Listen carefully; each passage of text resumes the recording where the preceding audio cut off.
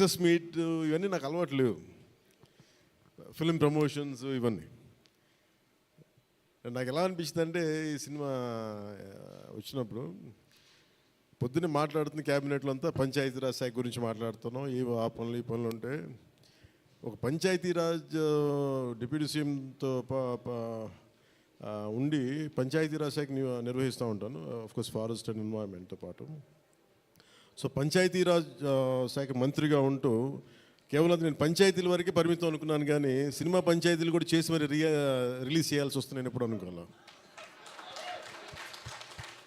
అంటే నాకు ఎందుకు అనిపించిందంటే నా లైఫ్ టైంలో ఎప్పుడు కూడా నాకు ఏది తేలిగ్గా దొరకలా. ఒక చిన్నపాటి అచీవ్మెంట్ కావచ్చు, ఒక నేర్చుకోవడం కావచ్చు, మేబీ అందరికీ ఇదే ఉంటుందో నాకు తెలియదు, కానీ నాకు ఏది కూడా ఏమంటుందని వడ్డించిన విస్తరి కాదు నా జీవితం. ఇప్పుడు అన్నీ కింద పడి ఇన్నాళ్ళకి పోనీ మనం డిప్యూటీ సీఎం అయ్యాం, సినిమా అలా రిలీజ్ అవ్వాలి కదా అని 70 రిలీజ్ అవ్వాలి. ఎంత అంటే ఎన్ని ఇబ్బందులు పడాలి, పంచాయతీలు చేయాలి, ఇవన్నీ చేస్తే నాకు ఒకసారి అలసట వచ్చేస్తాయి. నిద్రలేదు గత వారం రోజులుగా. నా జీవితంలో ఐ థింక్ నేను ఆల్మోస్ట్ ఫిల్మ్ ఇండస్ట్రీకి వచ్చి almost close to 28 to 29 years. ఇన్ని సంవత్సరాలు మాట్లాడిన దాంట్లో మొన్న 2 days ఈ సినిమా గురించి మాట్లాడిన దాంట్లో కనీసం 10% కూడా మాట్లాడి లాస్ట్ 28 ఇయర్స్లో. అంటే నాకు ఒక్కోసారి అనిపిస్తుంది అసలు సినిమా ఎవరితో మాట్లాడకూడదు, ఒంటరిగా ఉండాలనుకున్నాడేమో. నేను ఇలా పబ్లిక్ లైఫ్లోకి వచ్చాను. అసలు సక్సెస్లకి లేదా అన్నిటికీ అతీతంగా ఉండాలనుకుంటే నాకు భగవంతుడు నా చేత ఎలా చేయించాడంటే కూర్చోబెట్టి నీ సినిమా నువ్వు కూడా ప్రమోట్ చేసుకునే పరిస్థితికి తీసుకొచ్చాను నేను. ఇది నాకు చాలా ముందస్తుగా చాలా ఆనందాన్ని ఇచ్చింది, ఒక బాధ్యత తీసుకోవటం.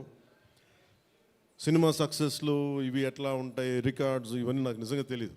నేను ఎందుకంటే అవి ఎప్పుడు తలకెక్కించుకోను కూడా.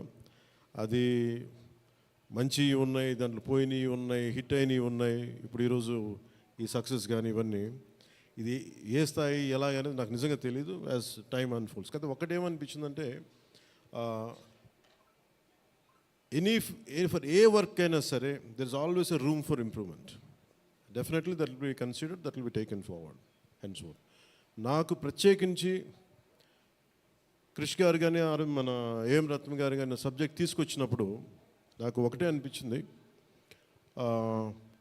ఇది ఎలా చేయగలం. ఎందుకంటే పీరియడ్ ఫిల్మ్ నాకు ఎప్పుడూ డౌట్, నాకు బేసిక్ అంటే ఎలా చేయగలం, ఎలా సాధించగలం అంటే they came out with good concept. కొంత గుడ్ ఆర్ట్ డైరెక్ట్ని తీసుకున్నారు, మన తోట తరుణి గారిని ఇనిషియేట్ చేశారు. ఎఫెక్ట్స్ ఎలా వస్తాయి అనేది they might be some glitches, I don't as అంటే ఇంటా ఉంటే నాకు అనిపించింది గ్లిచెస్ ఉండొచ్చు, మేము that will be corrected, that's not an issue. కాకపోతే ఏంటంటే మోర్ దెన్ ఎఫెక్ట్స్ వీటన్నిటికంటే కూడా ఒక emotional engagement to a story.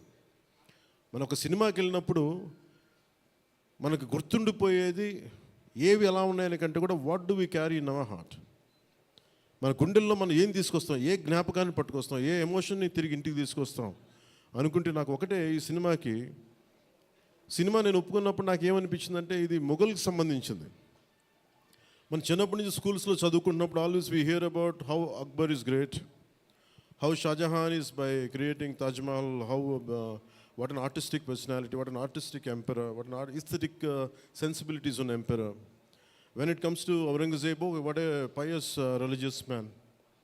He never used to take anything from his own kingdom. Always he used to earn his own bread by stitching topis and also something like making some dharmic granths.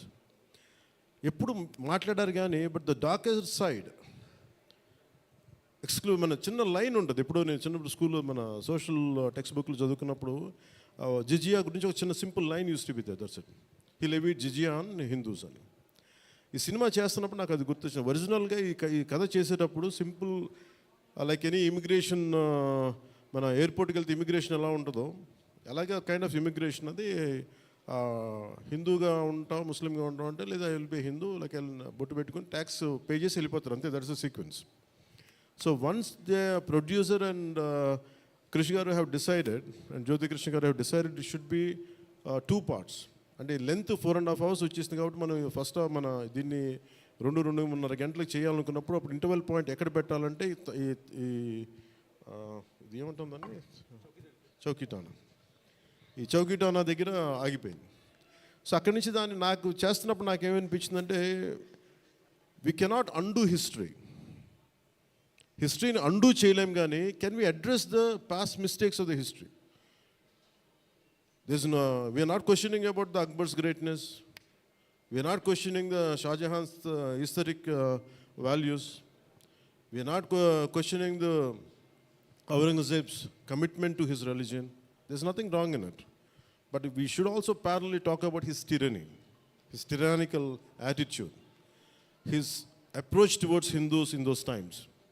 అంటే కాన్స్టెంట్గా మనం ఎప్పుడు కూడా Akbar the great అని వింటాం, కానీ Krishnadevaraya the great అని విన్నాం, రాణి రుద్రమదేవి ద గ్రేట్ అని విన్నాం. I don't know why conveniently our historians conveniently they have made it in such a way, only it confined to only Mughal emperors. Tippi kodite Mughals ruled only for 200 plus years, whereas Chalukyas, whereas Pallavas, in Kakatiyas, Vijayanagara Samrajya, there were hundreds of years. కానీ ఎందుకు అది వాడి history, మన history రాసిన వాళ్ళు మన రాజుల పైన చిన్న చూపు చూశారని చెప్పచ్చు. The belittle rest of the dynasties when compared to Mughals. ఇది ఎక్కడో back in my mind it used to be there. So when you could convey the greatness of an Akbar, when you say that how committed religious man Aurangzeb was, so why can't we talk about Jizya? It's always interesting. అంటే నువ్వు being a Hindu, ఇది నేను హిందూగా ఉన్నాను, నువ్వు జిజియా, నువ్వు పన్ను pay చేయాలన్న కాన్సెప్ట్ని ఎవరు దాన్ని ముట్టుకోలేదు, భయపడ్డారేమో, లేదా సెన్సిటివ్గా ఫీల్ అయ్యారేమో. బట్ నాది ఎప్పుడు కూడా టైట్ రోప్ వాక్. సో నాకు అనిపించింది దీన్ని ఎక్స్ప్లోర్ చేద్దామంటే చాలా సందర్భాల్లో కూడా ఏమైనా సమస్యలు వస్తాయా మనకి. ఎందుకంటే ఇప్పుడు ఔరంగజేబ్ చేసి వెళ్ళిపోయినా కానీ ఇంకా మన వాళ్ళంతా ఇంకా సెన్సిటివ్గా ఉంటారు ఏంటో మరి.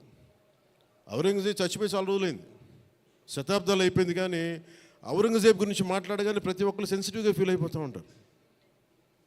సో ఇది నాకేమనిపించింది, let me explore the darker side of Aurangzeb, especially when it comes to jizya. రాజ్యాలను కొలగొట్టింది ఉంది, రాజుల్ని చంపింది ఉంది, కానీ బట్ ఒక సగటు మనిషి, common man in the Mughal period during Aurangzeb, he has to pay jizya. So why can't we explore this as మనకి స్క్రిప్ట్లో స్కోప్ ఉంది కదా, దట్స్ హౌ వి ఎక్స్పాండ్. ఆ ఎక్స్పాండ్ చేస్తున్నప్పుడు నాకేమనిపించిందంటే ఎప్పుడు రెవల్యూషనరీస్ ఆ రెబిలియన్ ఎలా ఉంటుందంటే స్పాంటేనియస్గా ఉంటాయి, వెరీ స్పాంటేనియస్గా స్పార్క్ అవుతాయి. సో ఫర్ మీ నాకు ఈ ఆల్ దీస్ ఇయర్స్ నా పొలిటికల్ జర్నీ కూడా ఈ అంటే రెండు నాకు ఇన్ఫ్లుయెన్స్ చేసినాయి. 18 minutes ప్రీ క్లైమాక్స్ ఆ పార్ట్ అంతా. One is mainly my background in the martial arts and my technical understanding of cinema, technical aspects of cinema. The third is my experience in handling the emotions of people and fighting against the tyranny in Andhra Pradesh. So maybe all this rolled into one. That's why the climax had been appreciated quite well. Andaru nachi okati repeated అది నాకు చెప్తున్నప్పుడు నాకు నిజంగా ఎందుకు చాలా ఆనందం కలిగింది. ఎందుకంటే ఒకసారి ఇది ఔరంగజేబ్ చేసిన దాన్ని హిస్టరీలో ఎంతసేపు వైట్ వాష్ చేశారు. మొఘల్స్ చేసిన దారుణాలందరినీ, ఔరంగజేబ్ చేసిన దారుణాలందరినీ అసలు మనకు తెలియదు.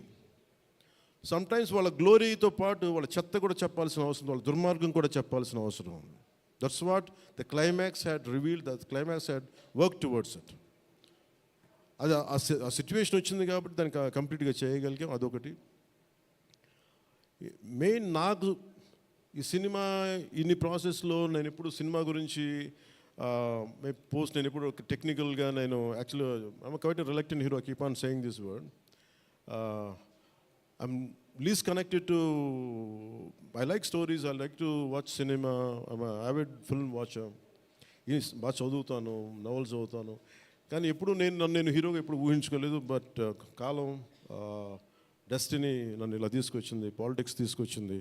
But my constant commitment is only one thing, no matter what you do, మీరు ఏమి చేసినా, I want a part of myself should be able to help the cultural integration of our country, the cultural integration of Bharat. I'm deeply committed to that part. అలా చెప్పి it is not about Hindus, it is not about Muslims, it's not about that. మీరు చూస్తే climax అంతా it is good versus bad. Good versus evil, ఒక టిరానికల్ king మీద తిరగబడిందే ఉంటుంది. అంతేగాని it is not about stroking the tensions, it's not about stroking the fear. I'm dreaming of this